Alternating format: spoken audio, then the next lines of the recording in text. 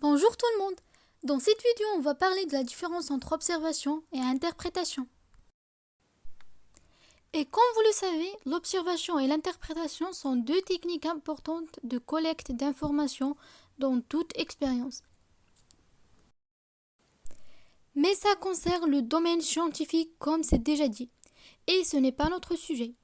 Dans cette vidéo, on va parler de l'observation et l'interprétation dans notre vie quotidienne. Restez avec moi jusqu'à la fin de la vidéo pour savoir qu'est-ce que cela veut dire. Alors, prenons cet exemple pour mieux comprendre. Regardez bien ce personnage et essayez de le décrire. Et pour ça, on a pris la parole de 4 personnes qui ont rencontré cette personne. Et voilà ce qu'ils ont dit à propos. Il est triste aujourd'hui. Il a certainement perdu son travail. Ah, je pense qu'il a des problèmes avec sa femme. Ça se voit dans son visage. Encore une fois, ce monsieur est toujours triste. Rien ne lui plaît dans cette vie. Oh là là, il est déprimé. Vous voyez bien ce qui se passe là. On est en train de juger la personne et pas le décrire.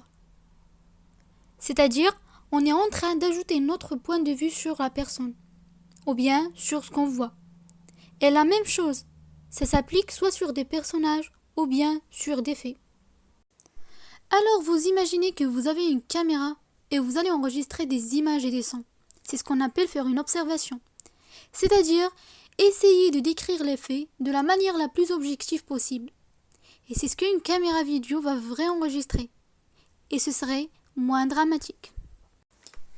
Voilà un autre exemple pour mieux comprendre. Cette fois, c'est une maman qui s'adresse à son fils. Mon fils n'a toujours pas rangé sa chambre, après ma 3e demande. Jusqu'à maintenant, c'est le fait. J'en conclus qu'il est paresseux ou de mauvaise volonté. Et là, c'est l'interprétation. Et le dernier exemple est le suivant. Mon épouse demande conseil à une amie plutôt qu'à moi. C'est le fait. J'en conclus qu'il n'a plus confiance en moi. Et c'est l'interprétation. Je fais la tête. C'est la réaction. Alors, pour conclure, lorsque j'observe une situation en me limitant aux faits, je décris ce que je vois dans l'absolu. C'est une observation neutre. Lorsque j'y mêle une évaluation, mon observation est faussée par mon interprétation de ce que je vois. Et la restitution de cette interprétation peut poser problème.